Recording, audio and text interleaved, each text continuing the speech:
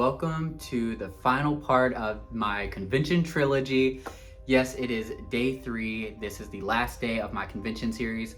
For starters, if this is the first video you're seeing, I have fully documented my experience at the Stilettos Out Integrity Toys 2024 convention. This is day 3, so if you haven't seen the other episodes, I highly suggest going back. I have a playlist where it's put, and I'm sure it's going to be tagged up in the top or something, but definitely go back and watch that. You'll enjoy it a lot more if you get to see the entire experience.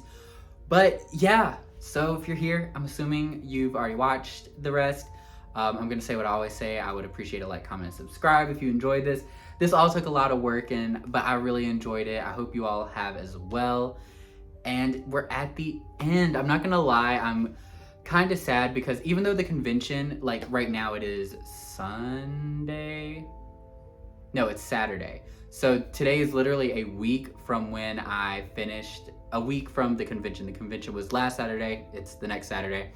So even though the convention ended a week ago from today, I feel like this is actually wrapping up the convention for me because like yesterday was the final day to buy the dolls. And then on top of that, I've just been doing these videos. I've been doing these videos, talking with friends about the convention, everything.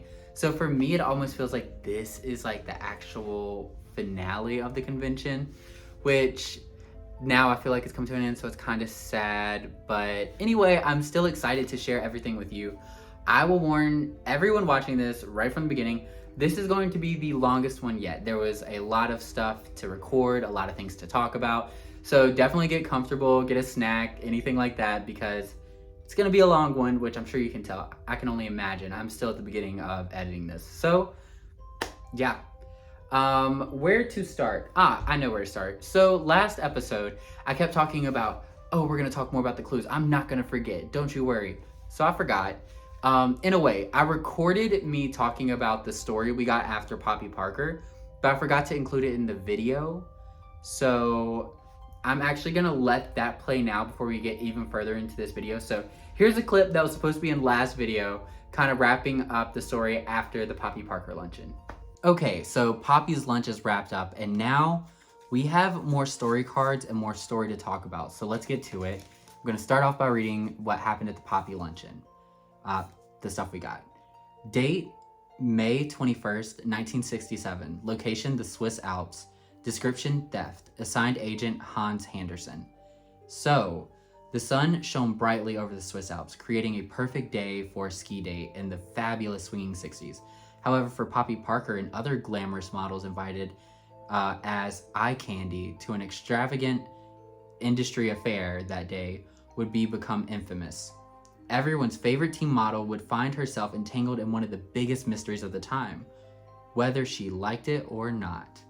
Arc Lab Associates had cracked the code on a seemingly endless power source, and true to their mad scientist reputation, they were thrilled to unveil their latest discovery in a venue that resembled an evil lair, perched high above the mountains in a bold flair for the dramatic, to invite high-profile crowd of politicians, investors, and VIPs to such a remote location accessible only by helicopter.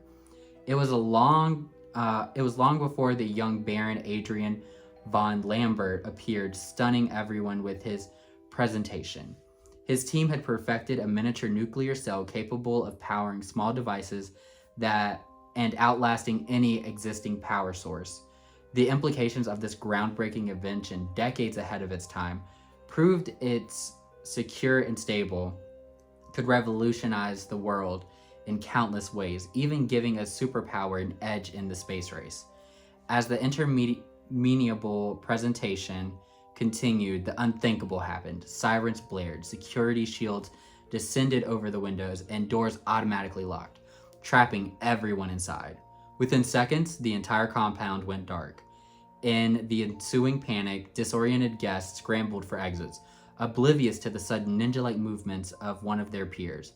When security finally regained control, it was too late. The only existing prototype of the power cell was gone. All they could see was a dark silhouette resembling Poppy Parker fleeing from the scene on skis, speeding away with white snow swirling behind her so fast no one dared to follow.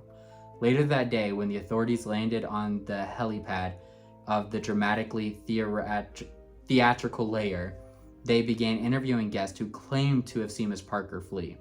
Officers listened in disbelief as confused guests described her as lightning fast, out of character movements. Just moments later, however, a slightly disheveled yet glamorous Poppy Parker made a stunning entrance in the main hall, with no memory of her whereabouts for the last few hours and insisting she had simply fallen asleep in her dressing room. It took all the officers had to believe her alibi. But if it wasn't her, who was it? Had she been intentionally drugged? Who could have been cruel enough to impersonate such a sweet girl from American Midwest? So, in the story now, we get this story of Poppy Parker going to do some like ski photo shoot situation. Well, not ski photo shoot, but like at a ski spot, and they're showing off all these amazing things. But then a eye candy, in case we remember that, where'd I put it? I'm like losing most stuff. They said there was eye candy model present. Again, the stolen identity, an identity was stolen from a model from Monaco. Then eye candy was present. How'd they say it? Yeah, glamorous models invited as eye candy. So her name is literally eye candy. We have this model showing up again in this storyline. However, later in the story, they say there is Poppy Parker speeding away. So we have that ski Poppy Parker that we've seen a lot of. She shows up, then she skis away and disappears into the night. And then the original Poppy just comes out disheveled and confused. So if we remember, part 1, there was a model who was all confused, identity stolen. Part 2, we have Poppy, which that model was Victor Roux. Then we had eye candy models at this event, and then all of a sudden, they see Poppy acting weird and running away on skis, but then Poppy comes out of her dressing room saying she had been drugged and it wasn't her. So 2 cases of stolen identity, and we had one character from the first story follow to the second story. So that is the story so far. All I was able to make out at this point is that some type of model storyline was going on and that Victor Roux followed over, but then it was a new stolen identity case. And then from the clues here, honestly, there wasn't much. We just kind of got like photos of bottles and we got photos of the event. Like there's that ski Poppy who they saw speeding away, and just like the evil layer. I didn't find much clues in these, but it was just like visual representation of the story more or less for me. So that was the end of that. So yeah, that is where we were at that point. And with these clues, I'd basically summed up that we had a series of stolen identity. We also have a character that is starts with the letter A, because we were given puzzle pieces. I'm gonna put up photos of the different puzzle pieces we had. We were given puzzle pieces that showed off a letter A. So it's like, okay, so the character is gonna start with the letter A. And that's why at the end of last video, I was like, I'm pretty sure it's gonna be an Agnes, because Agnes is a convention doll. She starts with the letter A. I was like, but I'm hoping for an Ameline, but we'll get there when we get there. So yeah, with that Poppy update, we're back where we need to be, and we're just gonna jump straight into it, and I'm gonna let me on the beginning of day 3 take over. Okay, so I am heading to the convention center for the very last day. I'm really excited to see the last dolls of the convention. I'm also sad that like it's the end, but I don't know. I'm just gonna go have fun. There were some leftover sales today. I might check that out, but I might just save my money, and I'll see what I can figure out about the whole mystery thing. I think we have all the clues, but I don't know that I really figured anything out except for the last doll's name starts with an A, so Agnes, but I'm hoping Ameline. And yeah, I guess that's about it. I'll start sharing probably at the W Club lunch. So this is me just showing off some of my clues, like everything I put together from the last night, and I don't know, just showing it off. I was getting really excited putting everything together and watching it really start to fill up.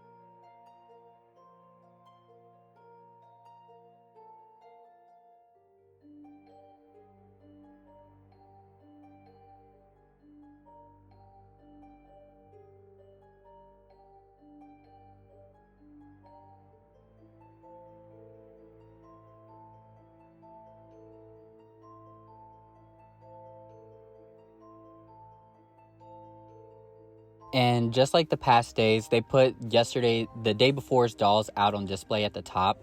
So here were the dolls from the Poppy Parker luncheon. I honestly just wanted to take a moment to record them. They are so pretty, and yeah, I really like them.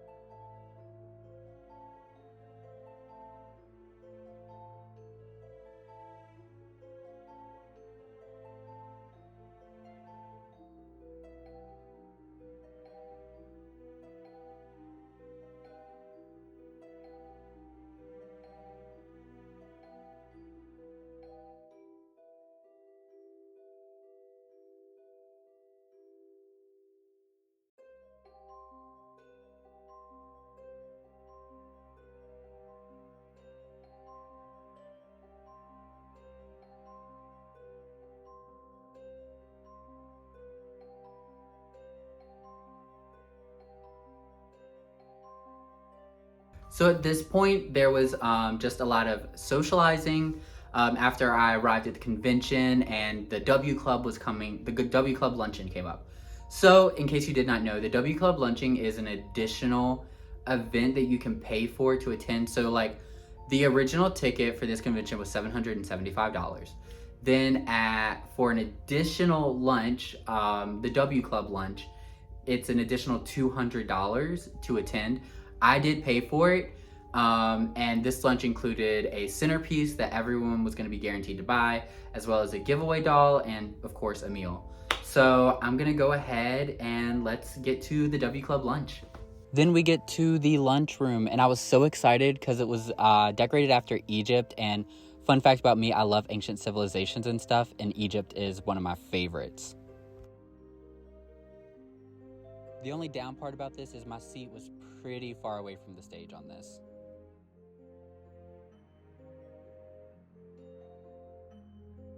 But then we got to see our centerpiece, Agnes. I was so blown away. She's so beautiful.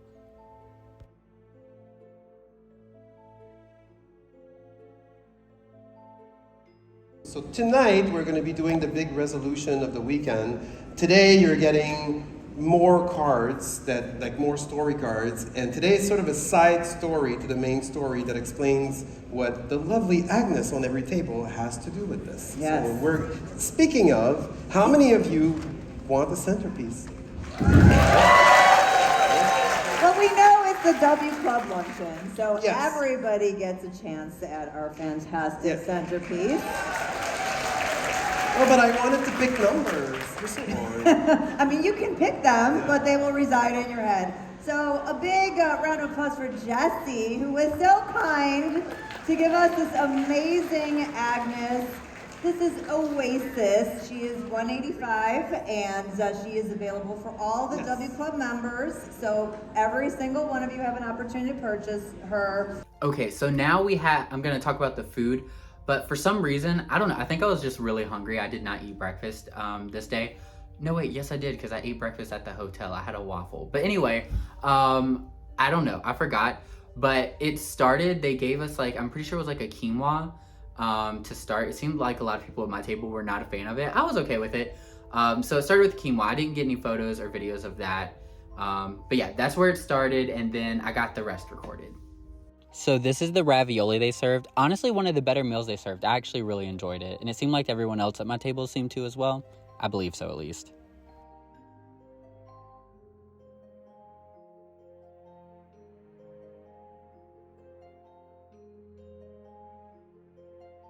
And this was probably the best dessert they served the entire time of the convention. It was a little brownie on the bottom, but then some type of, I don't know, pudding and cake. It was good.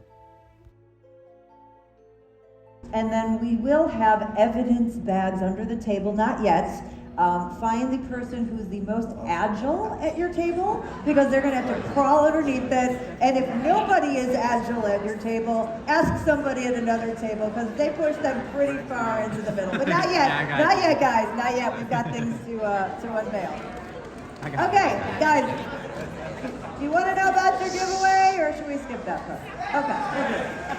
All right, before we get to the giveaway, first talk about the inspiration, and then you can talk about the packaging. So the inspiration for the centerpiece Agnes was, I mean, she needs to have some part in the action as well, but we don't really know exactly what yet. I know. Well, I know. Alain knows. She went to Egypt, she's up to her shenanigans, but in true Agnes fashion, she's excessive and ostentatious, so she's out, living her lavish life, committing some mischievous things. Shenanigans. She's up to shenanigans, I think. Yeah, so- All right. So you took that from Jesse, and what did you do for her? So Agnes went chasing for a very important part of the convention storyline, which you'll be able to read in the cards you're about to get. So what we did, because Agnes, well, she can't do anything by herself. She always needs to have a partner, right? So when you Assistant. an assistant. Minion. Yeah, so when you buy the centerpiece, she will come in a box like this one, which is the same size as the welcome doll. It's empty here. There's a reason for that, because there's the giveaway you're about to get, and it's designed to fit in here. And there's a reason for that, because... Well, first of all, let's just say the giveaway that you're getting, theoretically, when you put it in your cart, when you get your Yes. QR code, so make sure that you claim Correct. it afterwards. All right, so do you want to see So once you assemble it, who it is is- Agnes's partner in crime? Any guesses? Giselle!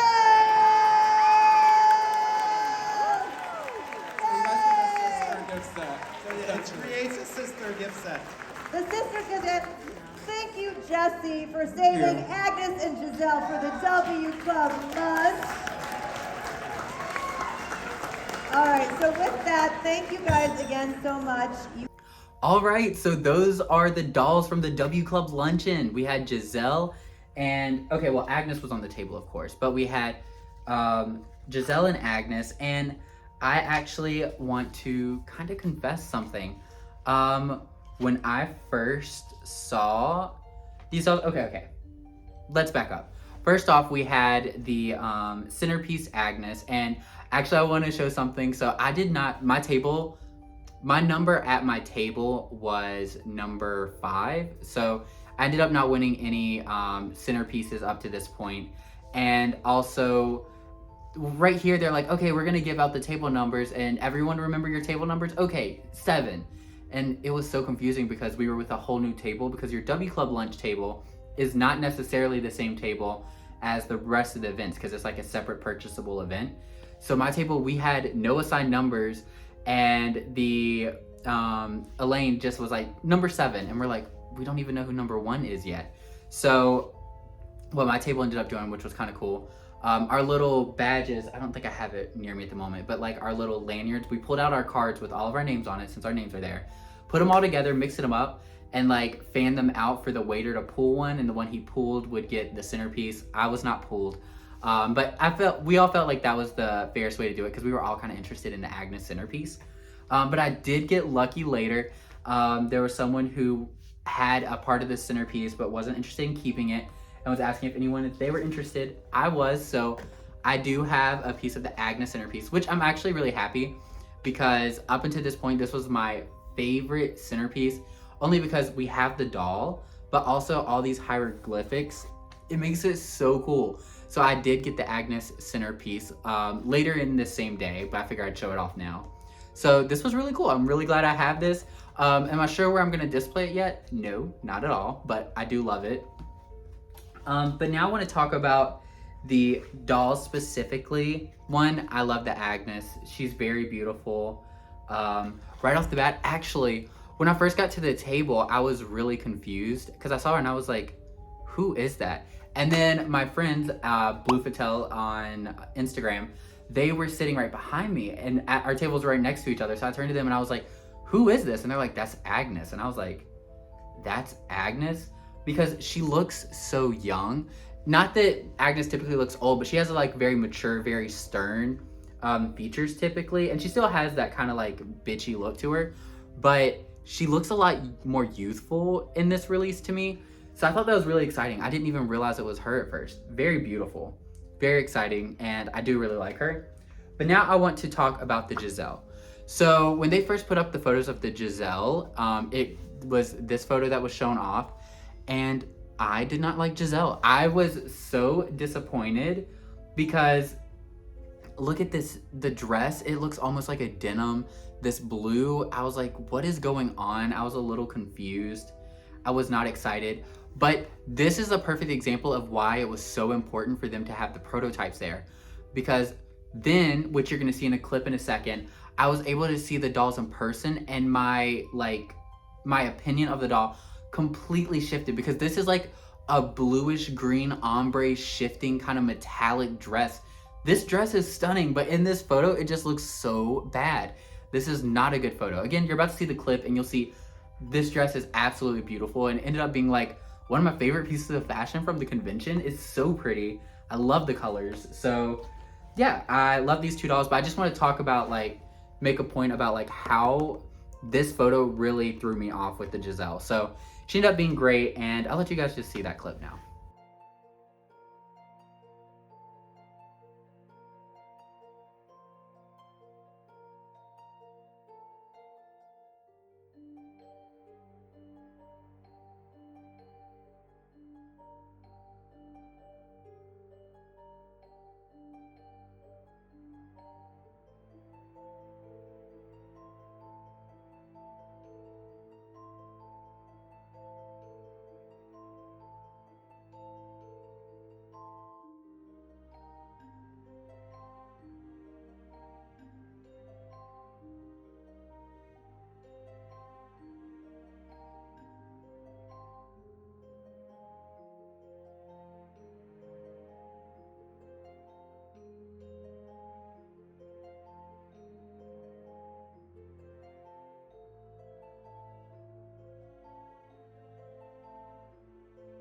So after that, like they did basically at the end of every event, whoever the designer was, they let you go down.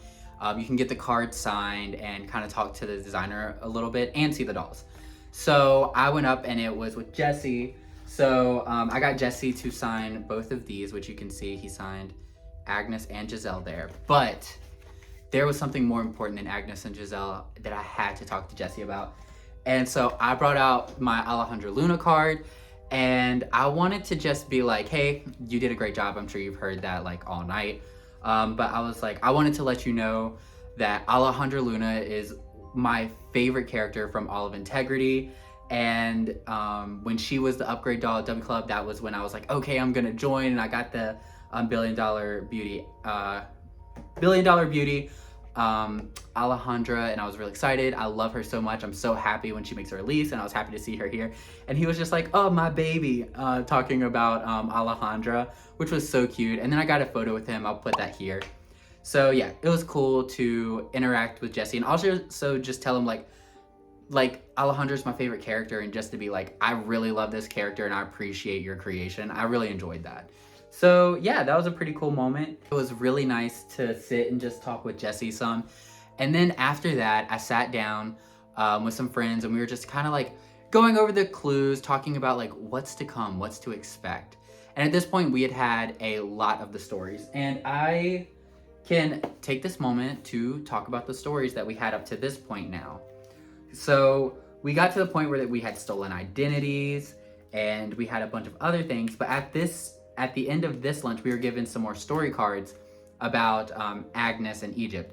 So this story is kind of a side quest, is the way to say it. It's not part of the main storyline, but it's featured in the storyline in a way.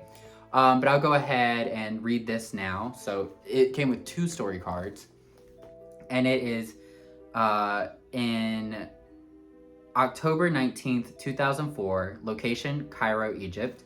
Description: theft of ancient artifact. Assigned agent Claude Caldwell. Note: reported missing March 23rd, 2005. So, being a prominent socialite who had just bought her way up European society, young Baroness Agnes von Weiss was starting to be invited. I wonder if that's why she was painted to look younger, because it's supposed to be right when she's climbing up into society, so Agnes when she was younger. If so, that makes it even cooler, because as I said, she does have a younger look here. Young Baroness Agnes von Weiss was starting to be invited to many high-profile events around the world, and all she had to do was pick and choose where she wanted to be seen.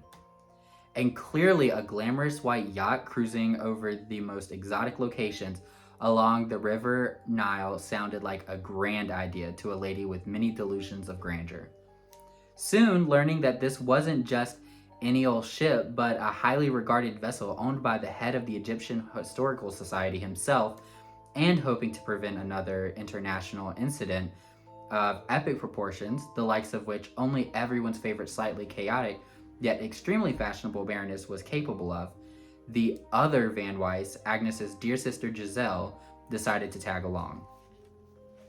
Soon after they landed in Cairo, the pair arrived at the docks and were greeted warmly by Dr. Ahmes al-Adham himself, an impressively tall, sexy, heroic-looking man with a perfect complexion and a killer smile. The kind of smile that would make any Baroness fall head over heels, and yet would leave her level-headed, ever suspicious sister unimpressed. After all, there was always an angle to these types of affairs, wasn't there?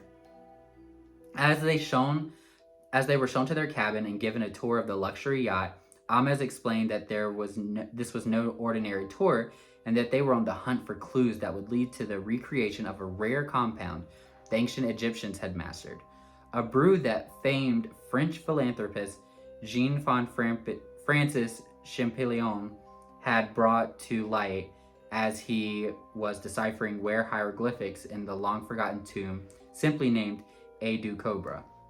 A total air of mystery surrounded the compound, as no one truly understood its true purpose. Some said it was a rare fragrance that made men fall madly in love, while others reported much more nefarious purposes. No matter what it did, the good doctor was looking for a rich investor to front the research money to recreate a potentially manufacture the brew, provided that they had recovered the missing steps of the recipe embedded in a stela rumored to be hidden somewhere near Abu Simbel's most ancient temple. The Baroness was so excited at the idea that she could be a part of a crazy scheme that she completely disregarded her sister's warnings and decided to jump headfirst into the project without thinking for a second of the actual repercussions, as usual. Just like that, the expedition set sail at the golden hour before the most spectacular Egyptian sunsets one had ever witnessed, on a trip that would end up being quickly filled with nothing but dire disappointment, as one led after another proved to be a dead end.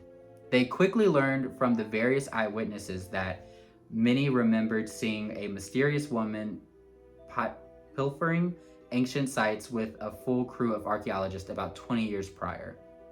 All that was there now were empty temples, broken bas-reliefs, and remnants of ancient texts that only spelled out the great big hieroglyphics, the dangers involved in recreating Edu Cobra, and why it was a generally bad idea to do so.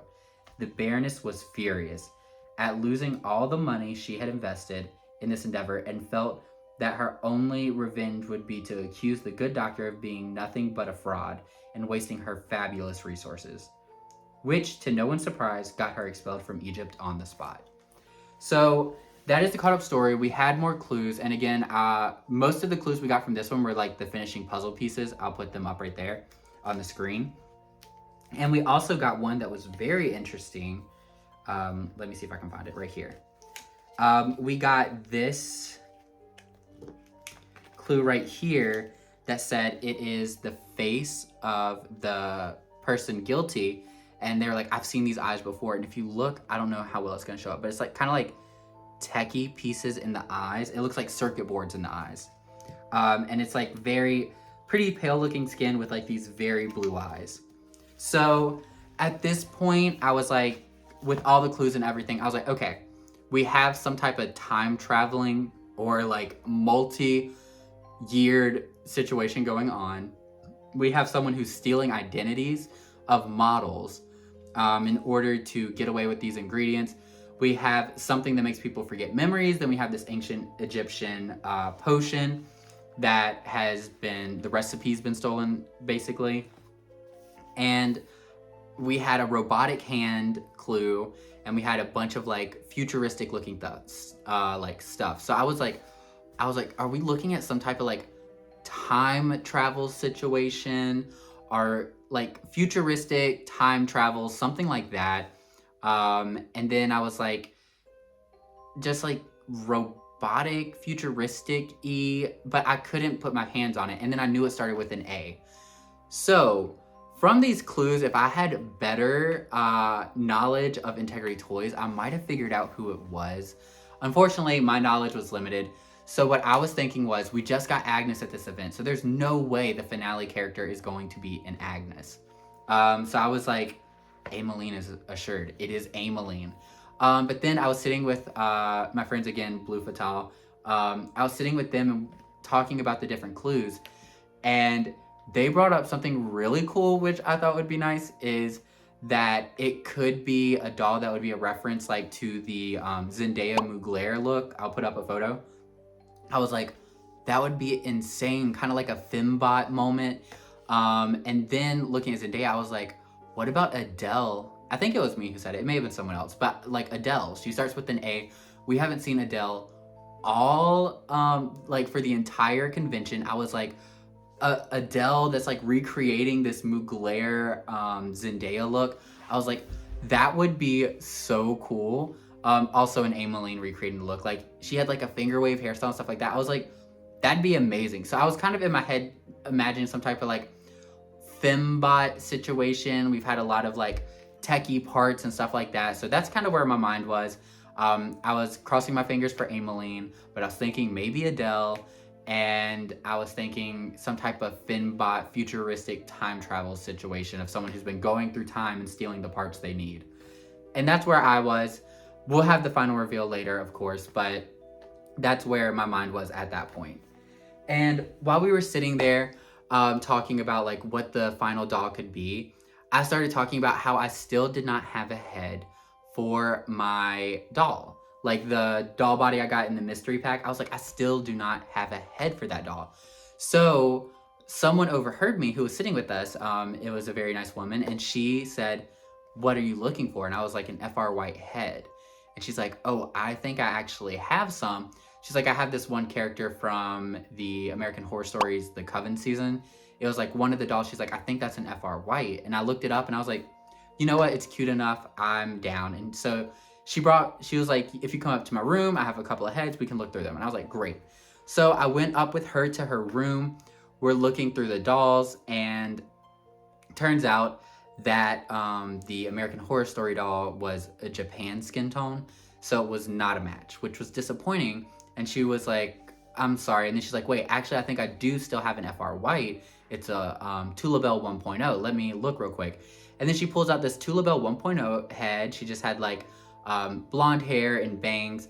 And she's like, I could sell this to you. And I was like, it's an FR White head. She looks cute. Yes, please. I will take her. And so that was great. And then she asked if I wanted to like use the stuff in her room to put the doll together. And I was like, okay. Fun fact, I do not know how to put the dolls together myself. I was like, I've tried it once and it didn't go super well. If you guys watch my Nisha Lauder, the Succession doll from the Media Rococo collection, I took her head off and put it back on, and it is on. It's just like a little bit wobbly. It could be because of the hair is heavy, but like it's still like a little wobbly. But I was like, is there any way you'd be willing to do it and I can watch you do it? And she's like, yeah, absolutely. And then I was like, actually, can I record you doing it? That way I can like have something to look at and reference later and stuff like that. She's like, absolutely. So I ended up recording it, and originally it was just for me, but I ended up telling other people at the convention about it, and so many people wanted to see how it was done because it turns out it's something that not a lot of collectors know how to do. So it made me feel good that I wasn't alone. I wasn't the only one who didn't know how to do it. So I'm gonna include the clips of her putting it on, and then right after, so she does the setup process and it takes like half an hour. So then I went back down to the second floor, and I just like put clues together and organized after this event, like the Egyptian story. I was putting all that together and just organizing. And then I went back up and she put the doll head back on. So I'll share those clips so you can see it. It was very helpful. She was very sweet, and I love that she did this. Okay, so right here, she was using a heating pad, and she was explaining to put it in the crease and to make sure the eyelash is faced away, and just kind of roll it up, and then you leave it there for basically 30 minutes.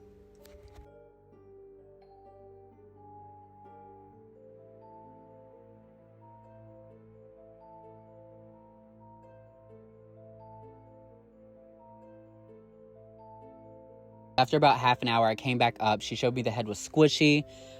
She grabbed the neck, and she held the neck because she says you don't want it to crack at the seam.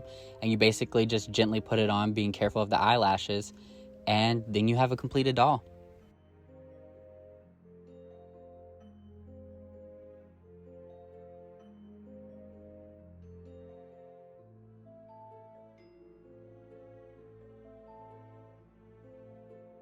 Okay, so as you may have saw peeks of it, but now I'm gonna show off the doll.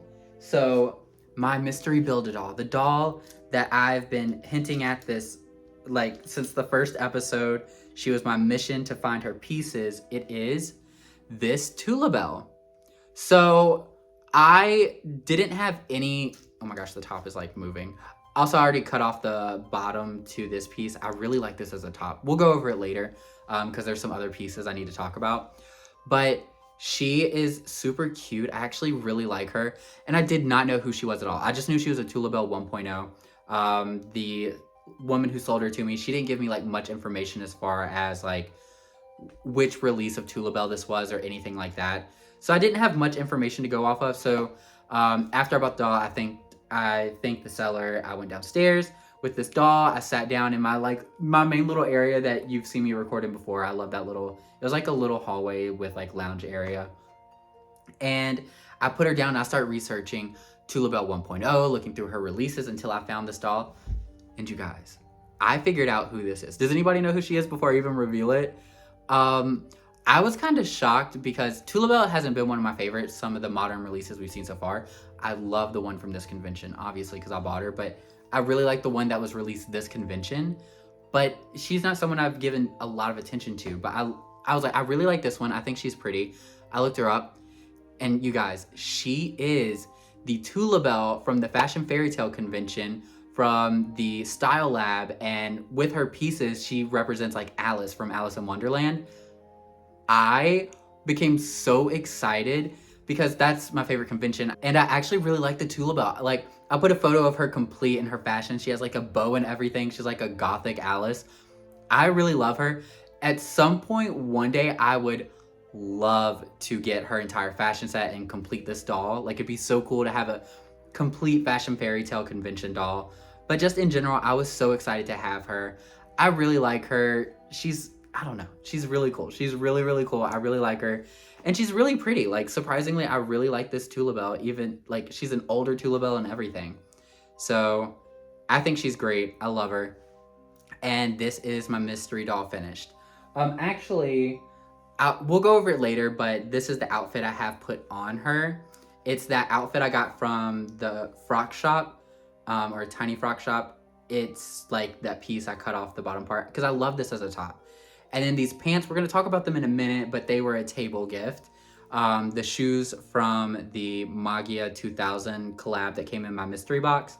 And then she actually has the hands, which turned out to be like the same skin tone. But she has this hands from that Mitzi doll because the Mitzi came with two hands. They were the exact same thing, but it was like these nice manicured hands. So, oh, and then she's wearing the earrings that I got from the Fashion Bazaar because it has the rhinestones. So, for now, this is her look. It's not a permanent situation for her. Again, like I said, I'd love to get her original outfit and complete her one day. But yeah, so this is my mystery doll, my mystery Build-A-Doll completed. Ended up being the Tula Bell from Fashion Fairy Tale, but in pieces that I got from the convention.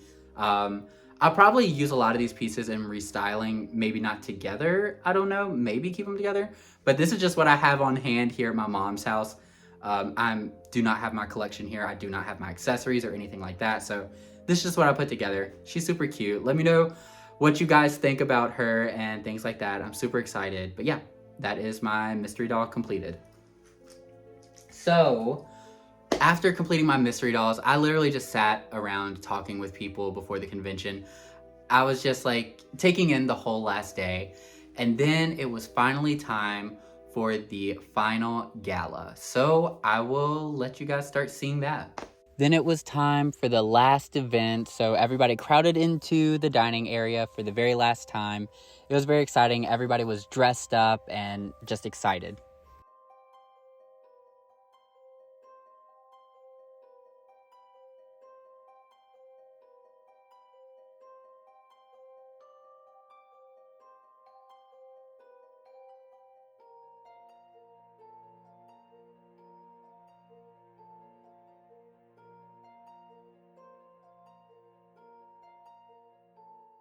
And here was our table's dolls. So everybody at the table, well, a couple people at the table had their dolls out and we dressed them up for the gala. It was so exciting. Obviously, mine is the Alejandra Luna. They look so good. I love this part.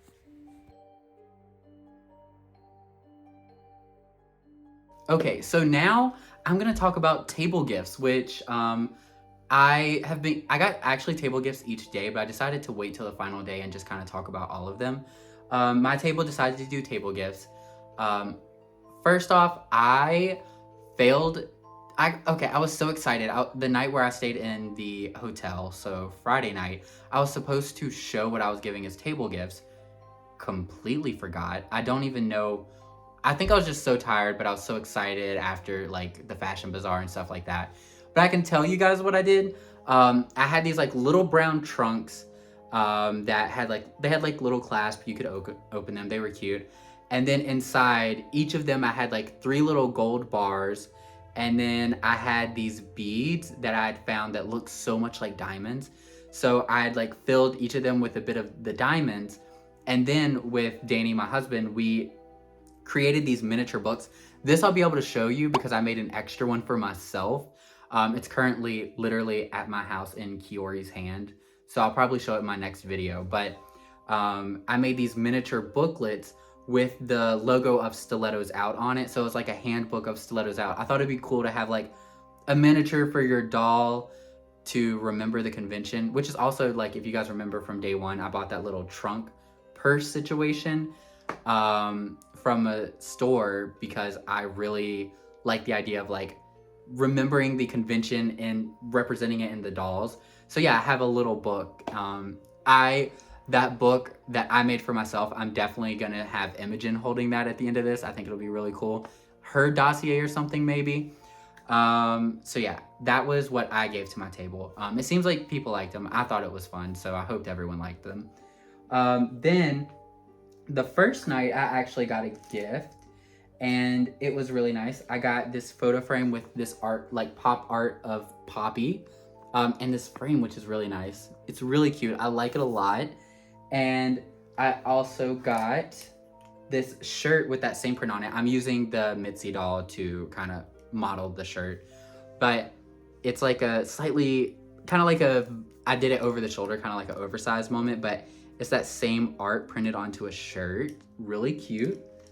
And it also came with like some candy. There was a glow bracelet, and also these little moon earrings, which are really cool. I might find a Alejandra Luna to put them in. The only one I have right now, of course, is Billion Dollar Beauty, and she kind of uses silver, but I'll find a way to use these for sure. Oh, and then it came in this like box, which was really pretty. Mine had a butterfly. So that was pretty cool. Then the next table gift was on the second day at the Poppy Parker luncheon. Someone at our table had made Poppy Parker dresses for everybody, which was really cool. I do not have a Poppy Parker with me, so I'm not modeling the dress at the moment, but this is it. It's very, very pretty. This piece like wraps around. It has stones down here. It's a very pretty dress. I really like it. I'm excited to try this on a Poppy. I don't know which Poppy I'm gonna try it on. I genuinely like, because right now I only own 2 Poppies. I own Lemon Lullaby and All For Me. And I don't know if this works for either of them. We'll see. But yeah, this was a really, really cool gift. Very sweet. And I cannot wait to try it on a Poppy. Then I received this, I'm pretty sure, oh yeah, it opens right here. I'm not gonna open it because it's like perfectly in there. but it's a bunch of like miniature perfumes, which is really cool. I really like that. As I said, I really want to get more miniatures because I want to start building like some dioramas. Then it's a McDonald's bag, which is so fun. I love that. And a pin of a doll stand. And this is really cool because it's literally like the Integrity doll stand. It looks like the New Face one. So that is super cool. At first I thought it was a guitar, and then I looked at it, I was like, that's a doll stand. That is so cool. Also received this, which was like you twist it up, and is that how you twist it up? Oh. I don't know how to, I might be, yeah, so it like hops around. Super cute, little pumpkin, you know, Halloween, love it. Then, oh yeah.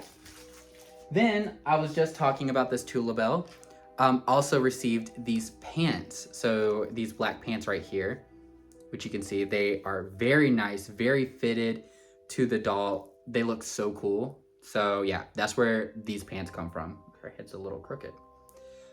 So these pants were a table gift as well for the last night. And then also this like Chanel inspired top, which is super cute. I think this could pair with the pants pretty well too. But yeah, I really like it. It's very pretty. And then if you're interested, there you go. And then also some candy. I believe they said it was from Mexico, if I'm correct. I believe it was candy from Mexico. Now, that's it for the table gifts. I really appreciate it. I loved all of them, honestly. And I hope everyone enjoyed the table gifts I gave, in case you're here. But then what's really cool is, so at every event, many people will bring dolls to all the meals. And they'll like display them, like put them up on the table and stuff like that. They'll dress them for the event. A lot of people do it for every event. Some people do it for none of them. But almost everybody brings for the final gala a doll to present. And I knew about this because I've watched past YouTube videos, but I was like nervous to bring a doll, to bring a doll at the dinner table. I don't know why I was nervous, because like I was surrounded by such incredible, amazing people, and everybody was like so excited and like to see dolls and stuff like that. So everyone would love to see a doll, you know? So I brought Alejandra Luna, $1 Billion Beauty, and originally she was just redressed in the Kiori gift set because again, I didn't have like all of my clothing, and I was like, that's not a very exciting outfit. But I was like, but still, she can come to the final gala. But once I got the Eugenia Secret Garden second outfit, I knew that's what I wanted to bring to the table. Even though it was a gala event, so very formal, very like ball gown or something like that, I wanted to bring $1 Billion Beauty Alejandra in this look because it was perfectly encapsulating the convention to me. So I have her right here. She is still dressed from where she attended the final gala dinner. This is Alejandra Luna in Eugenia's Secret Garden second outfit. I love her in this so much. She looks incredible. Like, of course, she was gonna pull it off as Alejandra Luna, but she really looks amazing. I loved it so much. And like the hat, the accessories, the necklace, she looked incredible. And it was really cool because a lot of my other table mates, they brought dolls as well. And so now I think I have some photos, some videos. I'll put those up so you guys can see the dolls at the table. It was really cool. One of my favorite parts was all of us just like lining up our dolls and everyone trying to get a good photo and a good video. It just had me so excited and just feeling like surrounded by people who enjoy the same thing as me, which I felt this entire convention, but still it felt perfect for the last night. So dolls covered. Then the dinner actually starts, and they start with talking to the Newsom family, so I'll let that clip play. Yes, welcome everybody. We really had such a fantastic time with you. And this is going to be a very special evening where we have so much in store. But I think the most appropriate way for us to start this is to bring up someone to the stage to say a few words. Do you actually have a handheld mic? Can someone can grab that? I'd like to bring up Mr. Percy Newsom, who is the founder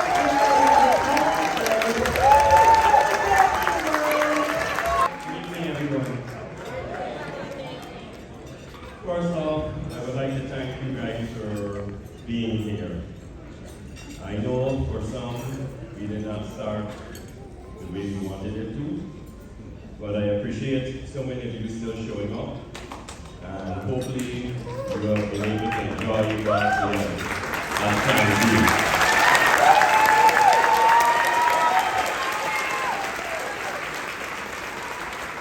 I first would like to thank also the team that presented all of the beautiful dolls, the designers. And I would like to thank Carol and the W Club for the hard work they're doing, always helping to organize these events. To my wife and family, who is probably staff as well, thank you.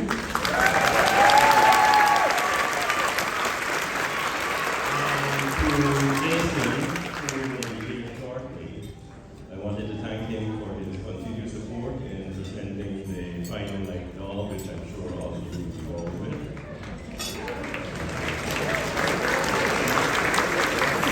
So after getting like kind of the introduction of the night and the Newsom family, thanking the collectors and people attending, then it was starting to get time for the reveal of the night, and I'll go ahead and let that play. All right, so table pose and hostesses, get ready to be agile and lift the towers with us. You can reveal on the count of 3. 1, 2, 3.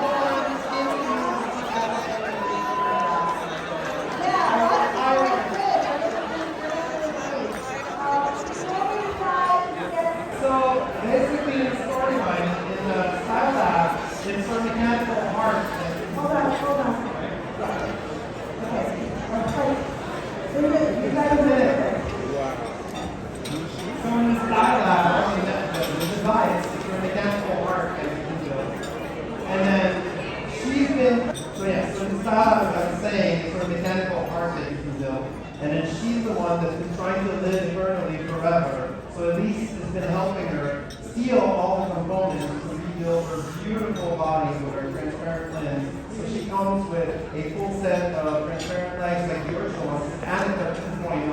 But she's also a mistress of disguise, and Jesse, who designed the doll, created a beautiful metallic sort of half mask. In our little storyline, that's how she projects holograms to get disguise herself.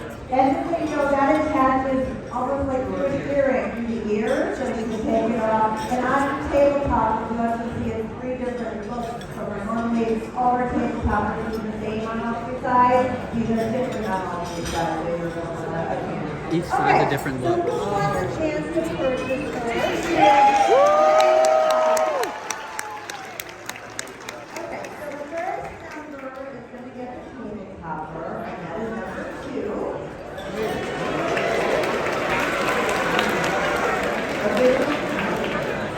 I know, I feel like everything's been on such a high. I feel like everyone has a chance, like all the chance to purchase it.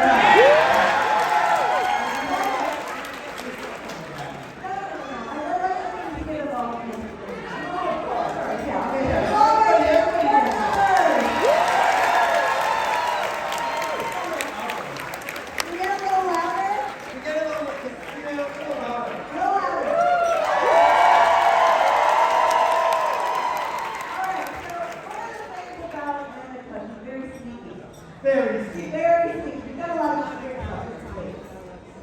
Doesn't she? She does. You guys think she's sweet? I think she's great. She knows how to jump off the rope. One of the things that she's thinking about is somehow she got loose. She got loose. You know where she is? She's not late no more. You know where she is? She's at Reston, Virginia. She's here! Yeah.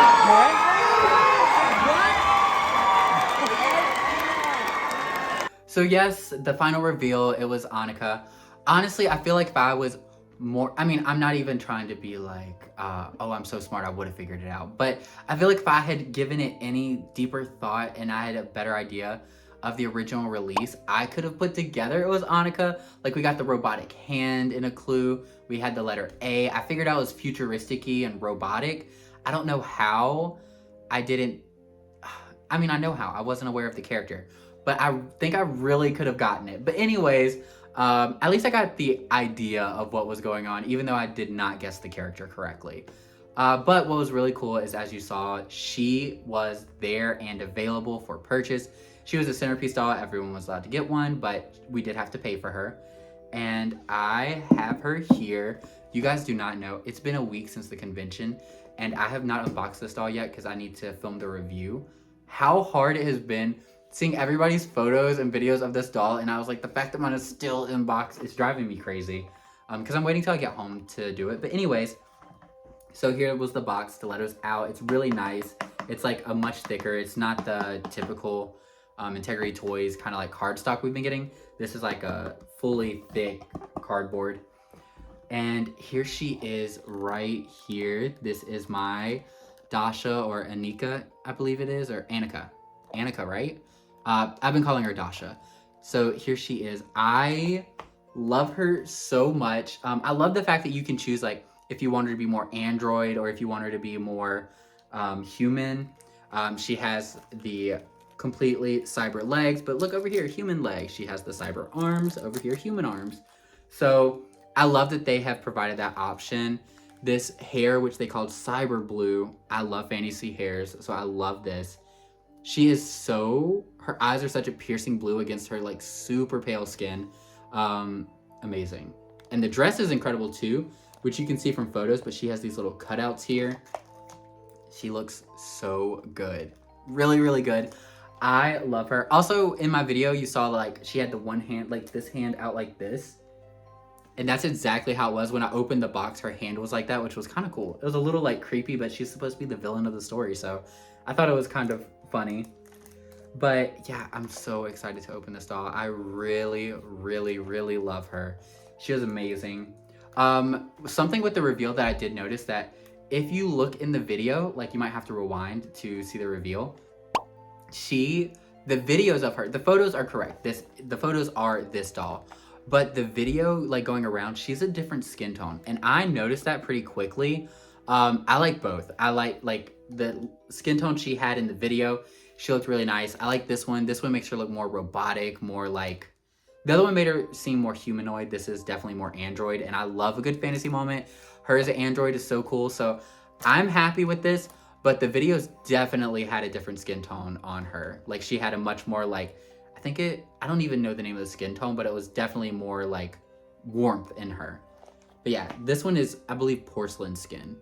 But she is absolutely incredible. Everybody was so excited. She's amazing. I love her. Really, really love her. So cool to have her. I'm excited to have her and Donna Drake Imogen together. So cool. And again, I want to say, even though I did not... I didn't figure out the story and stuff like that, I really, really, really enjoyed the... Actually, you know what? I'll just keep her like this. I really enjoyed the story aspect of this convention. I like that there was like a theme to follow going throughout, and it's like everything was slightly connected one way or another. I don't know, it was really fun for me, and it gave me something to do in the downtime. I mean, there's plenty of people to talk to, and I did a lot of socializing and stuff like that. But it was just like an extra thing to do and to talk about with everybody. Like, oh, who do you think it's gonna be? Have you put the clues together? So I really love that. I hope they continue with at least like a storyline or something to follow. Maybe not necessarily like every single time you're solving a mystery, but like a storyline you can follow through each of the events. I think that'd be really cool. I'm just gonna set her back there. So yeah, that was really cool. And now I'll go ahead and... Do I want to do it? Yeah, I'll go ahead and read the story, because we did get... This was at the end of the dinner, but it kind of wraps up the story. So since we have Annika, I'm going to go ahead and read the finale of the story. Date 10/26/2024. Description, theft. Special correspondent, Donna Drake. So this is the first report we have fully written by Donna Drake, because most of Donna Drake's things have been like little sticky notes of like points that she's making on the stories. But this is the first one that's fully written by her. Noticing my progress, the SSB reached out with a golden opportunity to help close the case, and I gladly accepted. What an adventure it turned out to be. Here's what truly happened. Lake Como, of course, it all clicked. What a better place to hide a villain's lair than amidst such beauty where no one would suspect nefarious activities. All of the clues eventually pointed there, and I felt the electricity in the air upon arrival. The residents grew nervous upon learning who I was, some too terrified to speak. After weeks of following every lead, I finally received an anonymous invitation to an evening at the Castillo Ritorno alla Vita, which I soon learned meant back to life. If you guys remember, the convention sales room exclusive, Elise, her name is literally the same as that. The Ritorno alla Vita. So that was literally the name of that doll. So the Castillo had a bad reputation amongst locals as being a little creepy, many stating that they heard strange mechanical sounds in the middle of the night, echoing on lake's peaceful waves. The next evening, I meticulously followed the invitation's instructions, donning the most expensive outfit I could find on short notice, complete with killer stilettos, and boarded the water taxi. After a brief ride across the gentle waves, I spotted familiar faces as the gondola approached the Castillo. My mysterious host certainly had an intriguing guest list. As I walked the path to the courtyard, I recognized several individuals, including the eccentric Count Adrian von Lambert and the frail Monica Frost. Because if you remember, this is in 2024, and Monica Frost was robbed, 1957? Yeah, 1957. So this is like 70 years later? Is that right? Math is not my favorite subject. So it's a lot of years later. And so Monica Frost is definitely an old lady now, not the beautiful Eugenia we got at the thing. She's had multiple years, but she's still around. So she was invited to this dinner that Donna Drake was invited to. Here we go. I recognized several individuals, including the eccentric Count Adrian Lambert, frail Monica Frost, alongside other VIPs I'd encountered in countless SSB reports. Suddenly, my intuition told me that at the end of the evening, everything would be revealed. As I entered the main reception hall, a strangely glowing, obstructed chamber stood at the center. Guests sipped champagne, seemingly unfazed by the peculiar setup. I caught a glimpse of a silhouette trapped inside. Who could it be? Then it got real. Recluse Italian philanthropist Elisa Bianchi, which again, this is the Elise this character is played by Elise, so it's that Elise convention doll. Wearing an extravagant gown adorned with a master painting of the stunning landscape around her. Cackling like a villain, she addressed the guest. Esteemed guest, I'm so glad you could join me. I've gathered you here tonight to confess it was I, Elisa Bianchi, who masterminded the plan to rob you of your precious creations over the years. I hope you don't mind. Ha ha ha. With that announcement, the pleasant evening soured as the guests erupted in anger. All that money lost, but Bianchi didn't care. She pressed on. You see, I'm here to unveil something far greater than the sum of your narrow-minded inventions. Whether you like it or not, your creations will now serve a greater good. I present to you my soul sister, my favorite acolyte, Anika Luxottica, reborn.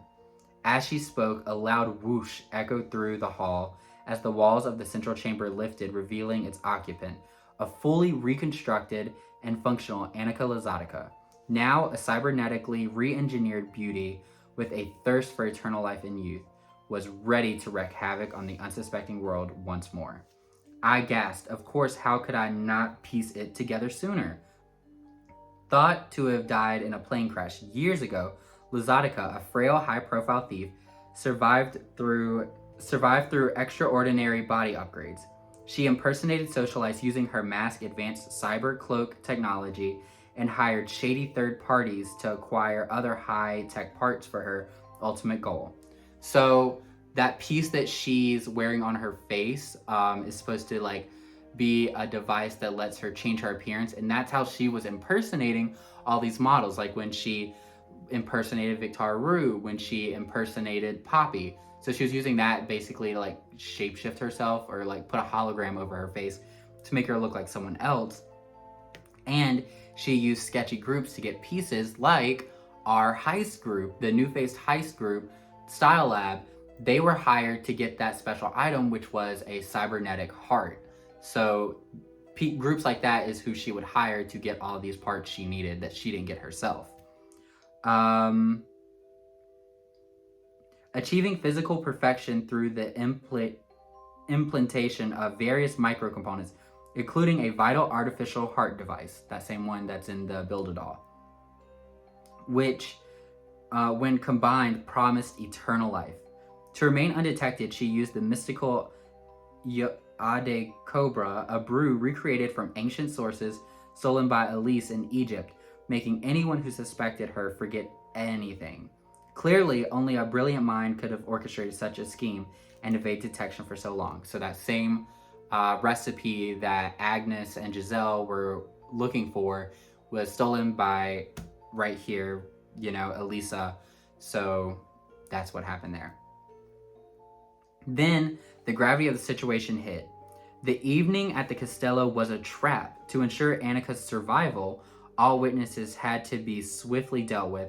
Suddenly, a menacing cloud of gas billowed from Annika's regenesis chamber. Which, by the way, what is a regenesis chamber? I'd love to know. Regenesis chamber.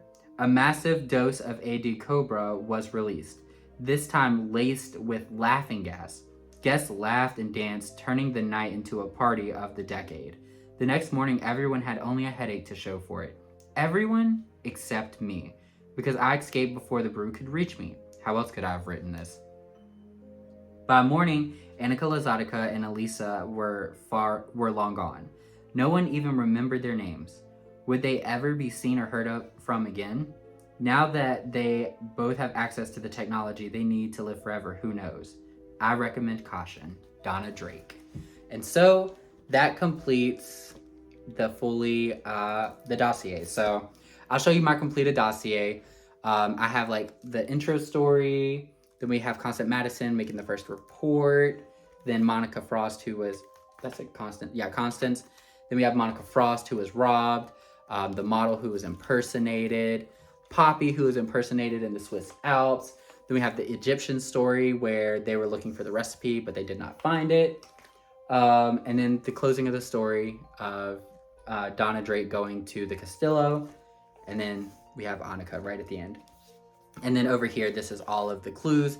And for each clue and location, we have like the different pieces from it. So it has all of those, which is pretty cool. And then just extra pieces. And here's some of the completed puzzles, like the manacle hand, I think that's the device that was stolen from Monica, map. So there was some different things that I think were red herrings. Like, I think technically, other than Elise, all the dolls that were from the Italian location were kind of like not a part of the main storyline. So they were just the storyline to distract, like Tate, Tulabelle, Vanessa, like those weren't a part of the main storyline.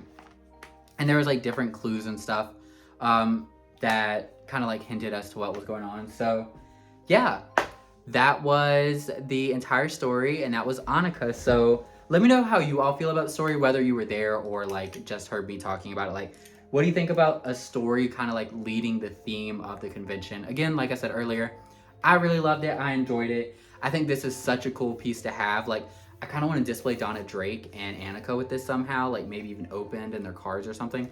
I'll have to figure it out, but this is a really cool like keepsake from the convention. I really like it. And things like this made the dolls not being there not as hard, but I'll talk about that more later. So after the big Annika reveal, then it was time for the different food of the night, and I'll go ahead and let you guys see how that was. Okay, so it started with this soup, and this soup was so good. The bread was a little dry, but the soup was incredible. Really, really delicious.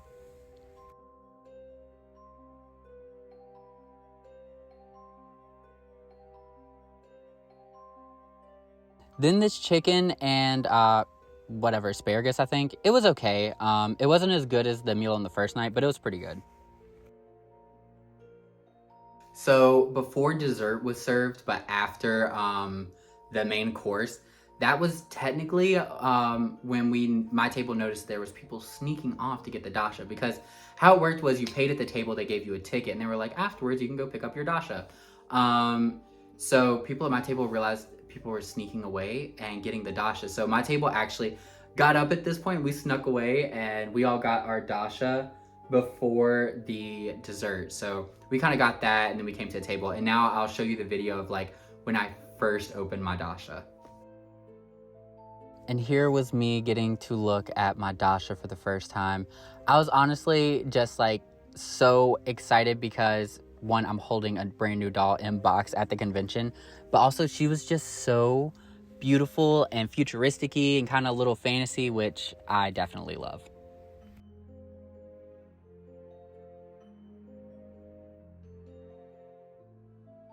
Right after that, we got served our dessert, and this dessert was so bad. The only thing good was the strawberry. It was on like a donut, and the donut was just cold and dry. It just was not good.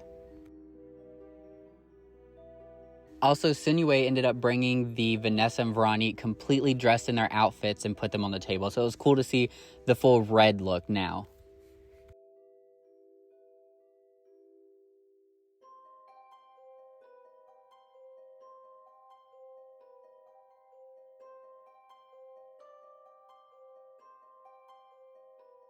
So after dessert, then they started doing the competition winners. So the design and raffle, not design. They were doing, yes, design, not the raffle, my bad. They were doing the design and the diorama winners, so I'll let you see those. So, the doll design competition, the People's Choice winner is this Marshall.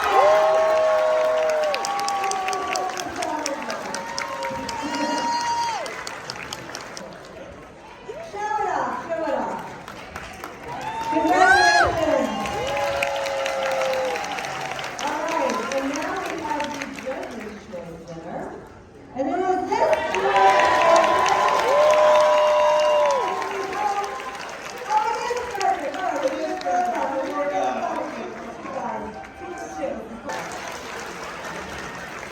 Diorama design competition, People's Choice winner.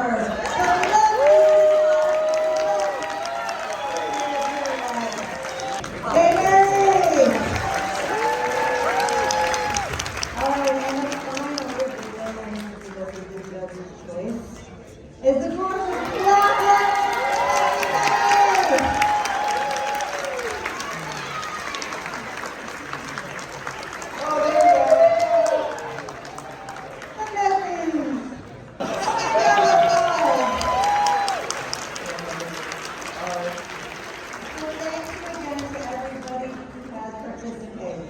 So after the awards were handed out for the designs, then it was into the raffle winners. I only recorded the raffle winners for the one-of-a-kind dolls. It was a lot of dolls being raffled off, and it was just kind of going quickly. It was just kind of handing out dolls when they pulled winner. So here's a clip of the winners of the one-of-a-kind dolls. Poppy Parker, Operation Pearl and Turin, and please hold the bottom. I know that's please hold the bottom.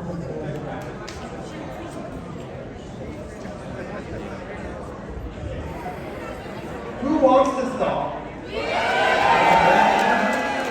Get a left hold the bottom. Okay.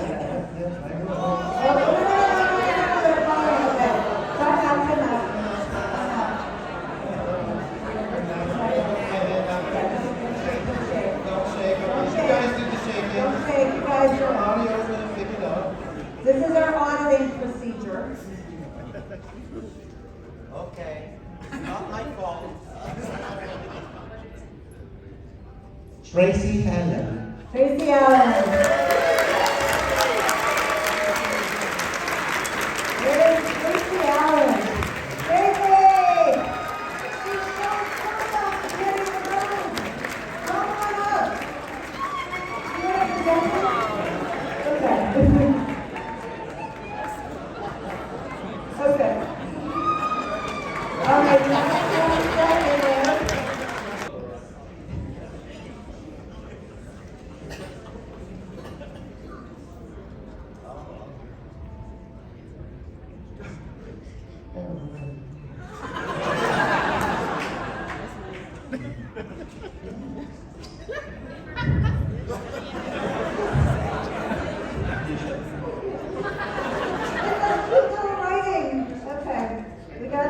name Regato? Isaiah? Isaiah Regato? Oh, very good. Right, everybody, before we let you go from the stage, gentlemen, thank you so much again for your generosity.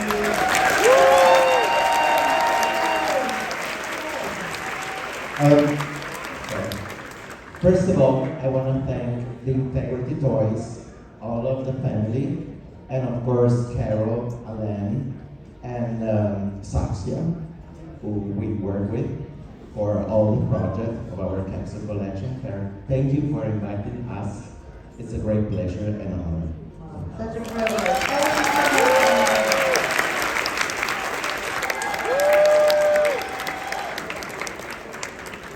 Who would like their ticket for that?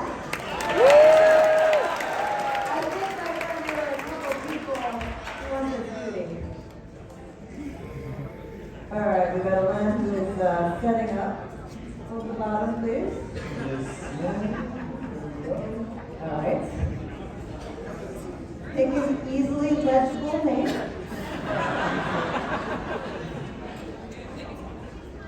Pick me!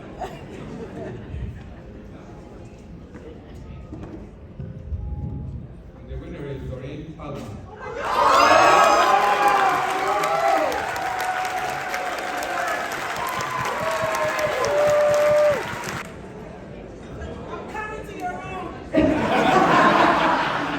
Lock your doors, Doreen. Lock your doors.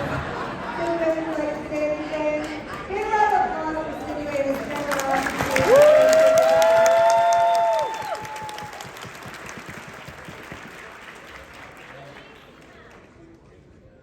Well, most of us like to thank you to Integrity and thank you to the Nilsson family that allowed me to do this because it's going for the Trevor project.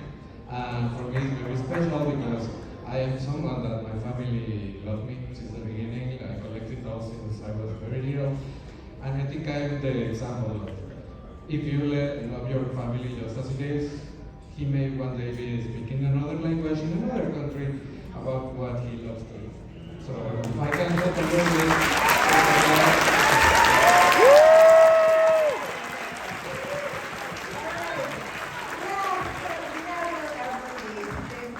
Come on up here. And Jason said he wore something a little nice tonight, just in case he hasn't come up on stage. So thank you, Jason, for doing that. You look awesome. Look at this gorgeous outfit. What's your name?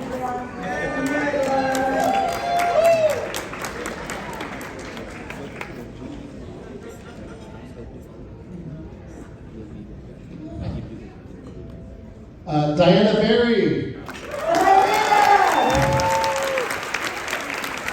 a round of applause for Jason.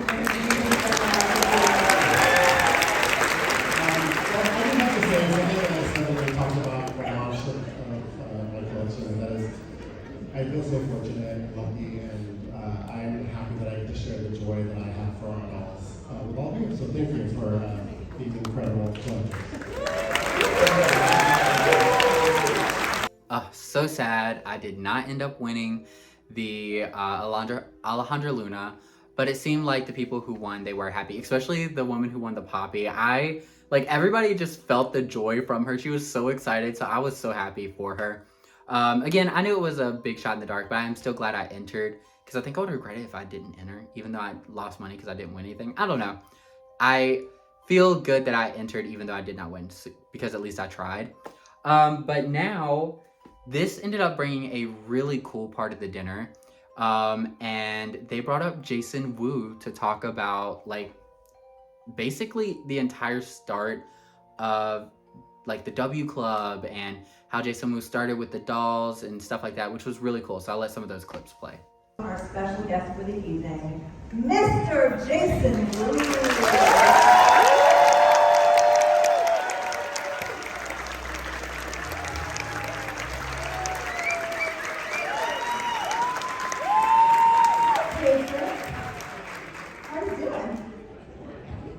Can we hear Jason?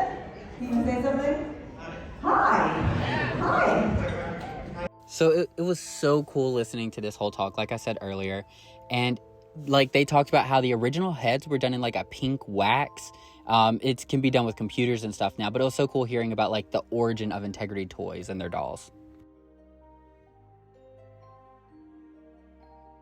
Celebrating next year, we're going to see more from Jason. We've been conspiring on a few things. And can I tell a little secret? Yeah, sure. We're going to have a made-to-order fashion royalty doll from Jason next year.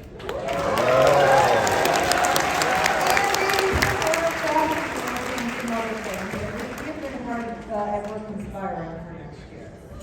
So after getting to learn and listen to so much of Jason Wu's kind of like story and the dolls and everything, which I enjoyed so much, it was probably one of my favorite like little interview or yeah, I guess interview is the right word, with designers. I really enjoyed it. It was just so in-depth and I learned so much. Next was time to talk about the final gala doll, the big reveal. So I will go to them talking about that. All right, let's take a step up. Come on up, Luann. So we're gonna tee up just the inspiration for the convention. I'm just gonna set the stage. It's not her, okay? So we're clear. Okay. Now that we have that way, so tell us the inspiration for the convention. Well, the inspiration is actually based on a really cool moment because while it's not her, it represents a friend of mine who I met before she was in the show Pose. And we met before, and she had a very difficult time getting roles. And I said, well, I was like, this is gonna change everything. And my friend Jay and I are board members of Game and Health Crisis. We do the latex ball every year. Voguing has been in our culture, so I was like, you know what? Like, Pose is gonna be it. You're gonna be it, and you're gonna be nominated. And then when she did, she wore Jason's collection, and it was her first time being invited to that. He's nominated as a trans artist. So I thought in this, tradition of diversity and forefronting things, this was a good representation of. Okay. So before we get there, just again, we're going to show you a video of the celebrity wearing the gown. It's not the celebrity, it's just the gown, and then we'll show you the doll. So with that, can we get a drum roll, please? Video, And the please. video, please.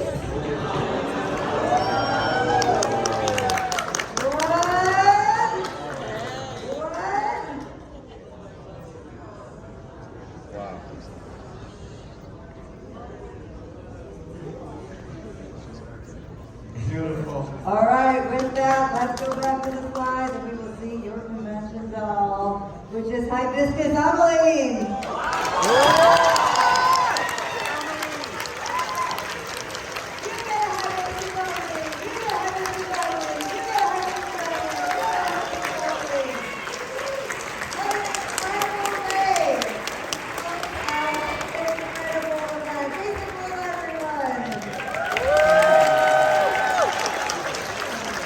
And after that, the convention was essentially over. Everybody just slowly started making their way out of the room after, saying goodbye to their tables.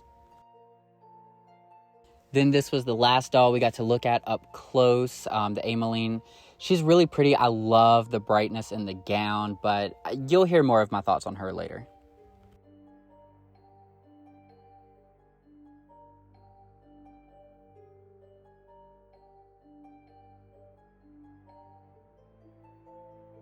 So that was the convention wrapped up. We saw Ameline, we got an amazing talk, and it was very celebratory, very sad. Yeah, it was cool, but definitely sad to be the end of the convention.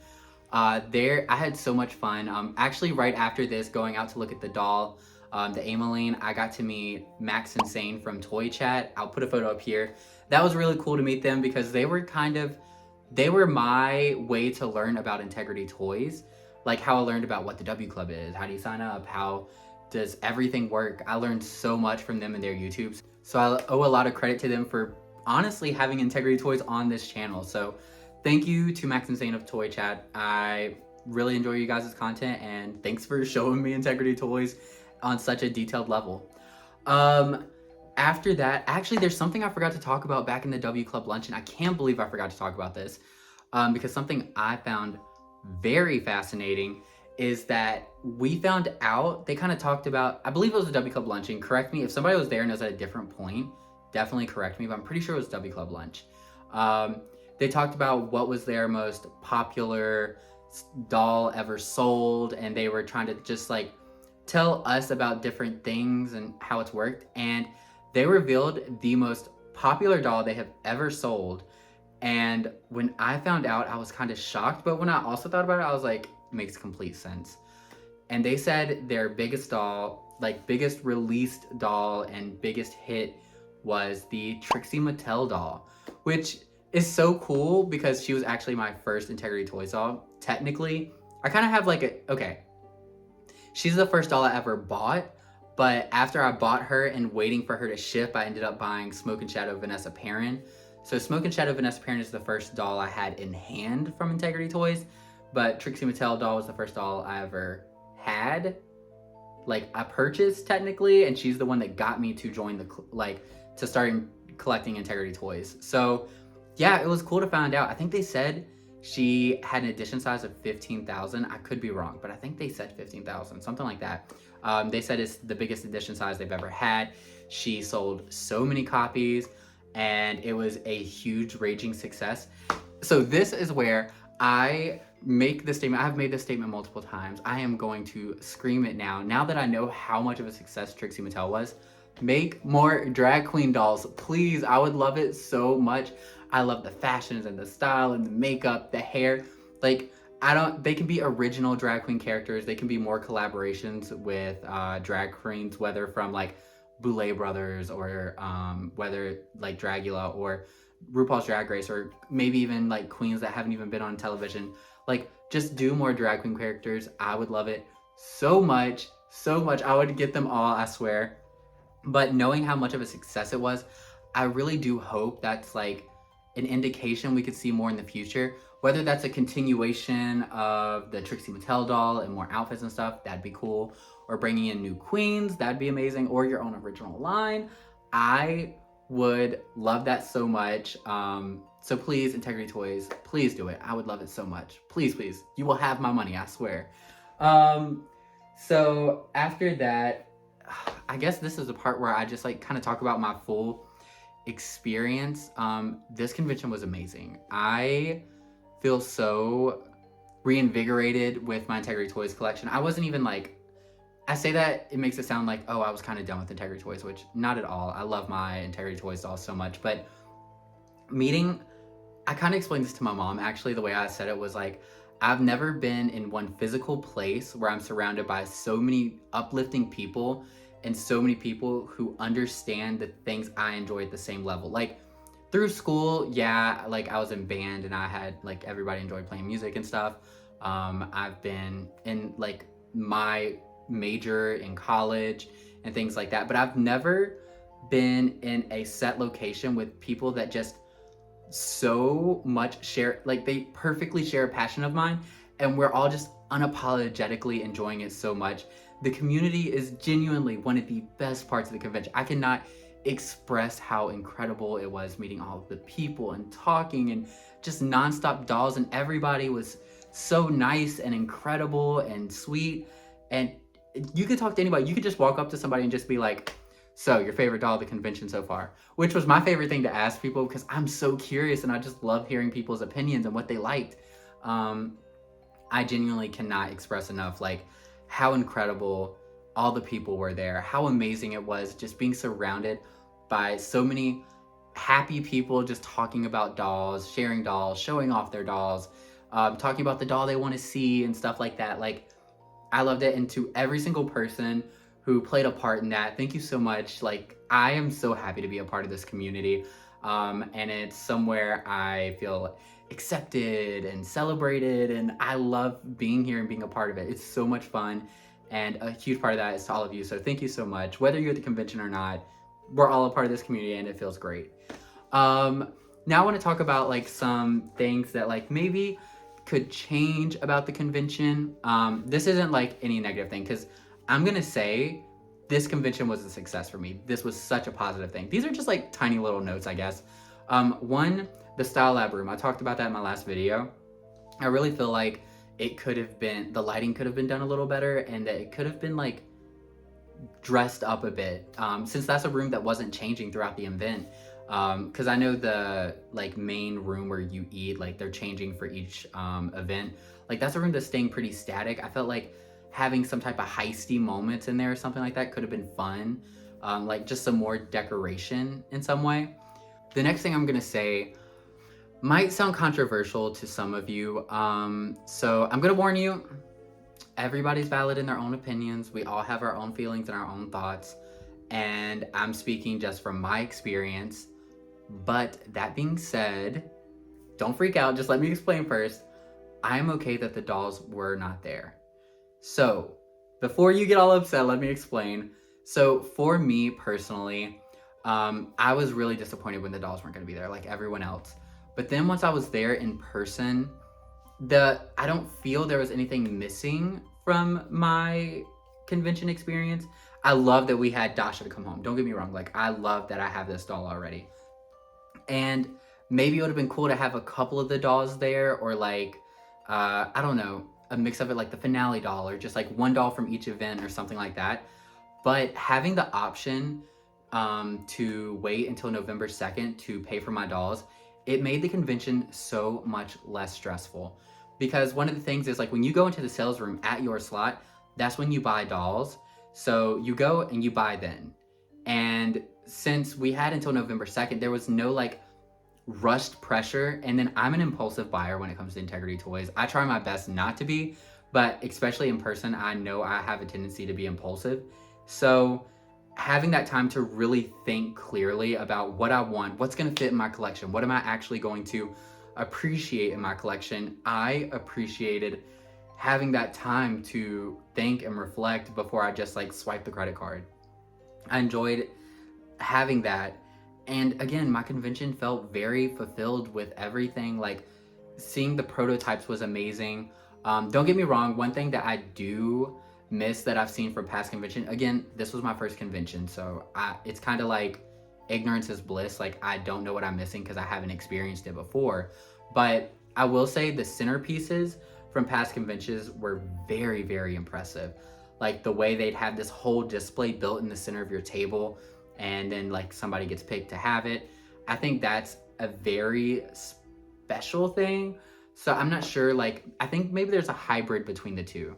I don't think have every single doll available at the convention. Maybe like, here's some, and then here's some that'll come later. So you're not forced to just quickly swipe everything, and before you know it, you've spent all your money. I don't know. I just really enjoyed the fact that I had time to think about it. And then I was like, okay, I can go to the room sales. I have an idea of how much I'm going to spend, but I haven't spent it yet. So then if I spend more at the room sales or the fashion bazaar, then I can like, okay, maybe I don't get this doll instead. It let me be a lot smarter with my money, and it let me manage my money so much better, because I know with me shopping day one, I probably would have bought so many more dolls that I wasn't interested in. Of course, you can trade, you can sell, and things like that. But for me personally, I was okay that the dolls weren't there. I would have liked some more dolls, maybe, like have a couple to go home with, but I was okay with not every single doll being there because it let me make smarter choices. I hope that makes sense. Again, that is my opinion. You don't have to agree with me. You can disagree with me, that's fine. No hard feelings. That is just how I feel. Okay, so now I'm actually gonna talk about the dolls I got from this event. So, this is gonna be really surprising to you guys, because I just talked about like being smarter, and because that obviously I have Dasha. She's not going anywhere. I love her. She's one of my favorites from the entire convention. And then I am getting Agnes as well, and Giselle. I'm keeping both of these dolls. So very happy to have both of these dolls. And then Ameline, which I got signed by Jason Wu. It was really cool. Ameline. Oh, and I also got to talk to Jason Wu. I didn't talk about that. I was able to tell him like how I first found out about Integrity Toys is when he was on RuPaul's Drag Race and had like the little RuPaul doll on his shoulder. I was like, that is a beautiful doll. And that's how I first found out about Integrity Toys. But anyways, I'm actually already like arranged it and everything. I'm not keeping Ameline. So I know it's gonna sound crazy. I've been asking for an Ameline for so long. I literally at this convention was waiting for an Ameline, and then this one comes up, and originally I was really blown away, but I've taken time to look at this doll and everything, and it's just, I know for a fact she is gonna fall into the background of my collection. I'm trying to, after this event, I have basically doubled my Integrity Toys collection. And I want to be more selective with the dolls that I collect. And I want to be more, what's the word? More, not selective, but more intentional with my purchases. Like, I'm not buying just because, oh, it's a pretty doll, I want it. I'm doing it like, I think this is gonna work well with my collection, stuff like that. Like, I wanna have a very nice curated collection for Integrity Toys, pun intended. And so I looked at this Ameline, and I think the base doll, she's actually really pretty. But I'm not really into the dress, and I'm not in love with this Ameline. She's actually kind of pretty. I don't know. Do I regret it? No, I'm fine. I made the right choice. But I knew there would be people out there who didn't get to go to the convention who would definitely love a chance at this doll. And I was like, I felt weird. I felt guilty about, I was like, once I saw her and I had more time with her, I kind of decided this after, a couple days after the convention. I was like, she's pretty, but I'm not excited about her like I am excited about, for example, the Agnes I saw today, or the Giselle. Like, these I'm excited for. I can't wait to unbox. I can't wait to just look at and just, and I don't feel that way about her. Like, I was happy about her. She was a free doll, so I was happy to receive her. But I was like, I don't feel that way about her. She doesn't have that extra spark of joy. So I think it'd be better offering her to someone else who would actually really love to have her. And one day I will get an Ameline that completely speaks to me, or maybe I just need to go get Celebration Ameline. I really like that Ameline. But yeah, so surprisingly, I'm not keeping Ameline. But the rest of the dolls from today, the Giselle and Agnes, I will be keeping. I love them very much, and of course, Dasha, who's back there. So those are the dolls I'm keeping. So now, are you guys ready for the complete list? So I talked about this in the first video. I don't know if I brought it up in the second video, but what I'm gonna be doing is I'm gonna be reviewing all of these dolls. For starters, this is gonna be a lot of my content probably for the rest of the year.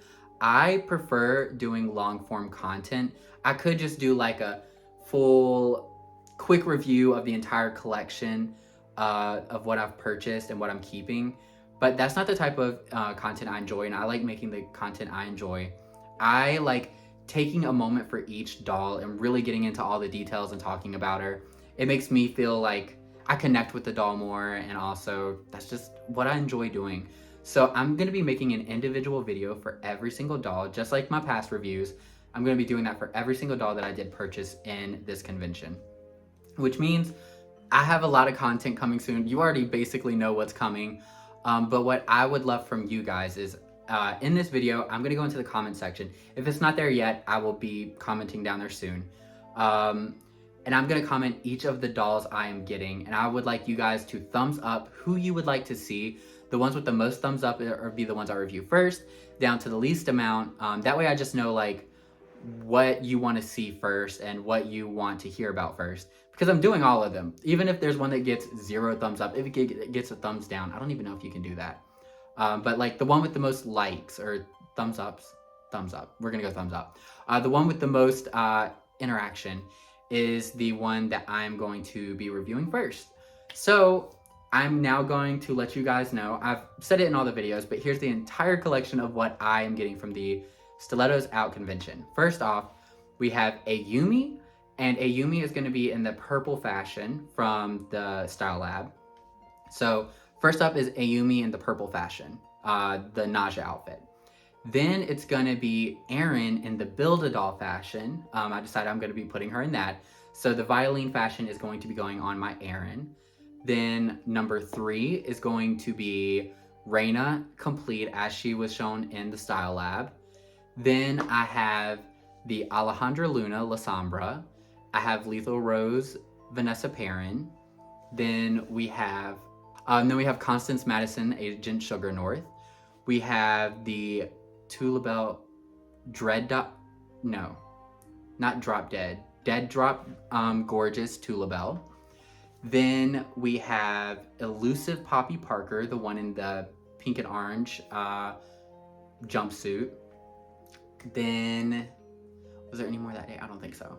And then we have the Giselle from the Mirage Giselle. We have Oasis Agnes. And then we have, I think that's it actually. I think that's the full collection. Again, I'll probably have them on screen. I'm definitely gonna have each of them down in the comments, so just give a thumbs up to who you wanna see. I might even do these two together, possibly. If you'd like to see these two together, like reviewed together since they're kind of like a set, definitely comment down below just being like, do them together under the Agnes or the Giselle. But that is gonna be the run of that, so definitely let me know what you all wanna see. I will let you know, my next video, 100%, is going to be the Dasha review. That is why I didn't say her name. She is 100% the next video on this channel. The rest of those convention dolls are not even coming yet. But so she'll be coming. And also soon, I'm gonna find a way, I have to like think about it smart, but I'm gonna be reintegrating my Faces of Integrity toy series. I released episode 1 right before the convention just to see what the response was. It was a very positive response, so I'm excited to be doing that series with you guys. So that's gonna be mixed in here too, so it's not just only Stilettos content all the way to Christmas. So I'm gonna be integrating every once in a while via Faces of Integrity toys. If you haven't watched the first episode, go and check it out. I'm doing a series where I go over every single Face and Integrity toys and then my favorite release from them. So yeah, that's basically the content you guys are gonna be getting off of this channel for a while now. I probably will do a video when I get the shipment of dolls, like just showing off, like here's the full collection. So yeah, keep an eye out for me just showing off the collection when it arrives. I'm super excited. I don't know, we haven't got shipping notification yet, but I'm super excited for it. Yeah, I think that's literally the end of this video. That is the end of this trilogy. I hope you all enjoyed it. I did my best to do this as quickly as possible, again, while visiting family, while working a full-time job. I had the most incredible time at this convention. I really, really hope I get to go to the convention next year. And even with that being said, the convention next year has not been confirmed. I've noticed from past conventions, the last event, they usually announce like next year's location and like a theme. They did not do that at this convention. I'm hoping they're just waiting till the dolls are like shipped out and then they're like, okay, now we can talk about next year's convention now that this one's like completely done. I really hope that's what's happening, because I want another in-person convention. I want to go. This was seriously one of the highlights of my year. Like, I'd say top highlight. This has been the highlight of my year, I'm not gonna lie. And I want to do it again. I want to do it again so bad. This was such an amazing time. I really enjoyed it. I loved meeting all of the people I got to meet. I hope everyone enjoyed me sharing this with you. I tried to do as much as I could. And if you have any more questions or like things I didn't go over that you want to know about from the convention, I definitely try to respond to them down in the comments below. So yeah, that is it. As always, down in the description below, you can find my information such as my Instagram, which is his.dolls on Instagram. And I've really enjoyed sharing this with you all, and I hope to see you in the next one. Bye.